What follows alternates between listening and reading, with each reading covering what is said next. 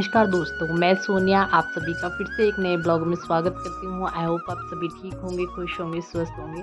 तो आप लोग सोच रहे होंगे पता नहीं मैं क्या कबाड़ घर की वीडियो आपको दिखा रही हूँ। तो ये है मेरा स्टोर रूम और इसे मैं जितना भी साफ़ कर लूँ ये उतना ही मतलब गंदा दिखता है। इसका मतलब मैं कुछ कर ही नहीं पा रही हूँ। सोच के ही परेशान हो रही हूँ कि क्या करूँ। ऊपर से राखी आ रही है तो राखी से पहले एटलीस्ट ये था कि इसको इतना ठीक-ठाक कर दूँ कि दिखने में थोड़ा तो ठीक लगे। एक तो पता है क्या होता है कि हमारी आदत होती है, मेरी तो मोस्टली है कि एक जगह चीज़ रखते जाते हैं और उसी टाइम पे प्रॉपर जगह उसको नहीं रखते हैं, तो उसका ना फिर कबाड़ इकट्ठा होके एकदम भंडार लग जाता है और फिर उसको मतलब ठीक-ठाक करने में बड़ी मेहनत करनी पड़ती है और बड़ा सोचना पड़ता है। और स्टोर रूम की हालत ना जागरण के बाद से ही ख़राब हुई पड़ी थी और मैं सोच भी रही थी काफ़ी टाइम से करूँ लेकिन वही है कि टाइम ही नहीं मिल पा रहा था। कभी कुछ, कभी कहीं का प्लान बन रहा था, कभी कहीं घूमना हो रहा था। उस चक्कर में इस कबाड़ घर का कुछ हो ही नहीं पा रहा था। लेकिन आज फाइनली मैंने डिसाइड कर लिया, आज हस्बैंड भी घर थे तो ये था थोड़ा बहुत अंश को देख लेंगे। तब तक मैं इस कबाड़ घर को आज थोड़ा-सा एटलीस्ट इतना कर देती हूँ सिस्टमैटिक कि थोड़ा दिखने में अच्छा लगे। ऊपर से राखी आ रही है तो घर में गेस्ट वगैरह आएँगे और देखिए त्योहार पे ना साफ-सफाई बहुत ज़्यादा ज़रूरी होती है, मुझे ऐसा लगता है। वरना मेरा ऐसा लगता है कि जैसे कुछ त्योहार मनाने का दिल ही नहीं करता अगर घर गंदा रहे तो। तो आज मैं फिर लगी गई थी सारे काम-वाम ख़त्म करके स्टोर रूम की साफ-सफाई में। तो सबसे पहले देखिए जो भी सामान रखा हुआ था इधर-उधर फैला हुआ, मैं उसी को प्रॉपर उसके प्लेस पे रख रही थी। तब तक देखिए अंश भी आ गया था इधर-उधर अपनी शैतानियाँ करने के लिए। जब मैं ऐसा कोई भी काम करती हूँ ना तो वो सबसे पहले एक्साइटेड हो जाता है कि पता नहीं क्या हो रहा है और देखिए डब्बे को लेके ही भाग गया था बाहर और फिर दोबारा वापस देने आया। और ये कपड़े और किसी के नहीं हैं, मेरे ही हैं। इसमें से आधे पहनने के होते हैं, आधे रिजेक्टेड होते हैं। एक्चुअली में प्रॉब्लम क्या है कि मेरे घर में प्रॉपर प्लेस नहीं है मेरे कपड़ों के लिए। अंश के लिए भी मैंने अलमारी बनाई हुई है, हस्बैंड के लिए भी है। मैं यहाँ इस अलमारी में अपने कपड़े इसलिए नहीं रखती हूँ क्योंकि यहाँ पे चूहिया बहुत ज़्यादा हैं, तो मुझे कटने का डर रहता है, कपड़े कट ना जाएँ।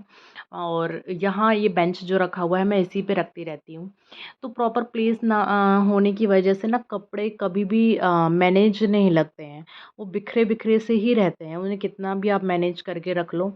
और कई बार क्या होता है कि मैं बस पहन के ऐसे ही पटक देती हूँ, सोचती हूँ बाद में ठीक करूँगी और उस चक्कर में टाइम ही नहीं लग पाता और कपड़ों का जंबल हो जाता है। तो आज फिर फाइनली मैंने सोच ही लिया था कि सारे कपड़े प्रॉपर प्लेस पे रखने हैं और इनका मैं कुछ भी सोच लूँ, सोचना क्या है इनका, तो मैं ना सोच-सोच के ही परेशान हो गई हूँ कि इन कपड़ों का क्या करूँ मैं?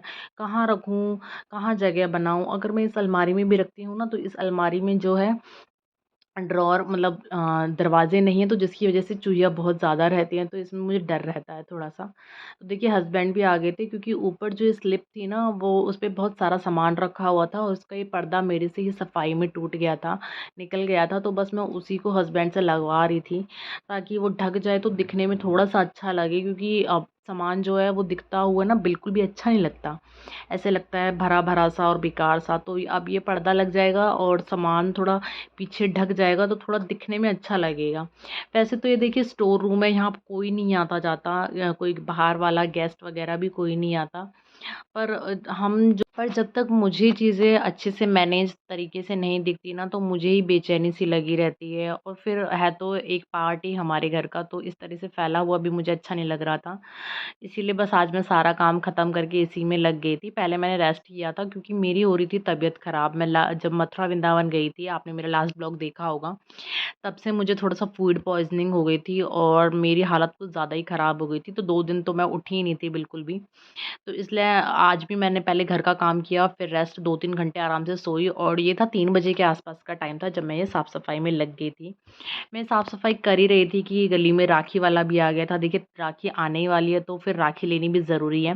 तो मैं आ गई थी यहाँ पे राखी लेने के लिए और भैया से मैंने राखी ली। ज़्यादा तो राखी नहीं लेती हूँ क्योंकि मैं 3 या 4 ही मुझे चाहिए होती हैं, तो बस मैंने एक ही पत्ता लिया था राखी का और राखी के रेट सुन के ही मैं हैरान हो गई थी, इतनी महँगी-महँगी हो रही थी राखियाँ। तो मुझे एक ही पसंद आया ये वाली और ये वाली मैंने ली है अपने लिए। इसमें 10 पीस हैं तो मुझे तो 4-5 ही चाहिए लेकिन फिर भी मैंने 10 वाला ले लिया एक्स्ट्रा, अगर इधर-उधर काम आ ही जाती हैं अगर रखी रहती हैं तो। इसी में से मैं कान्हा जी को भी बाँध दूँगी और मेरे भैया, भाभी, भतीजे हैं और एक मेरा चाचा जी का लड़का है, उसको भी मैं बाँधती हूँ, तो उसी में से बाँध लूँगी। फिर मैं दोबारा ही अपनी राखी रख के लग गई थी बाकी के बचे हुए काम पर। एक साइड का रूम तो साफ़ हो चुका था, लेकिन अब मैं लग गई थी दूसरे साइड के रूम पे। तो देखिए यहाँ पे कुछ सामान ऐसा था, जो ये देखिए टेबल मैंने मँगाई थी मीशो से ही ऑनलाइन, तो इसकी जो लकड़ी थी वो बच्चों ने तोड़ दी थी। जब जेठानी के बच्चे यहाँ पे रहते थे तो उन्होंने तोड़ दी थी। तो इसको भी मैं रख रही थी, जो सामान यूज़ का था वो हस्बैंड को दिखा रही थी कि आपकी कौन-सा सामान आपकी यूज़ का है वो आप रख लीजिए, बाकी की मैं सारी ऊपर जो स्लिप है उसी पे रख रही हूँ। और साफ़-सफ़ाई, झाड़-पोंछ सारा कुछ आज ही कर दूँगी, क्योंकि रोज़-रोज़ टाइम नहीं मिलेगा। और राखी से पहले एटलीस्ट मुझे सारे घर की एक बार डीप क्लीनिंग करनी है, तो सबसे पहले मैंने स्टार्टिंग इसी रूम से की थी, स्टोर रूम से, क्योंकि ज़्यादा गंदा हो रहा था। बाकी की डीप क्लीनिंग में मुझे इतना टाइम नहीं लगेगा, इसकी डीप क्लीनिंग में मुझे लग गए थे, मैं 3 या 4 बजे के आस-पास लगी थी और मुझे शाम के 6-7 बज गए थे इसी रूम की क्लीनिंग में। लेकिन क्लीनिंग करने के बाद जो रूम का लुक आया और मतलब दिखने में अच्छा-सा लग रहा था, तो वो देख के ज़्यादा सैटिस्फैक्शन होती है।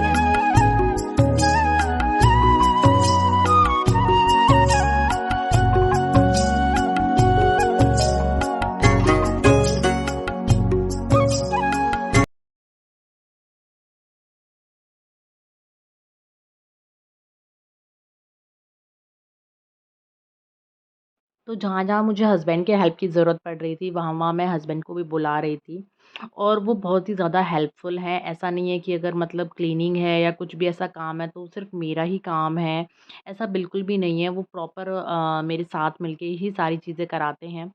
क्योंकि उन्हें भी पता है, देखिए छोटे बच्चे के साथ ना डीप क्लीनिंग ऐसे रोज़-रोज़ तो होती नहीं है। और डीप क्लीनिंग क्या, नॉर्मल क्लीनिंग करने का भी टाइम नहीं मिलता अंश के साथ तो मुझे, क्योंकि करने ही नहीं देता अंश मुझे। पर फिर भी वो चलो डेली क्लीनिंग तो मैं जैसे-तैसे कर लेती हूँ और इस तरह की डीप क्लीनिंग बच्चे के साथ करना पॉसिबल नहीं है, छोटे बच्चे के साथ। तो इसलिए वो भी मेरी पूरी हेल्प कराते हैं प्रॉपर चीज़ों को मैनेज कराने में।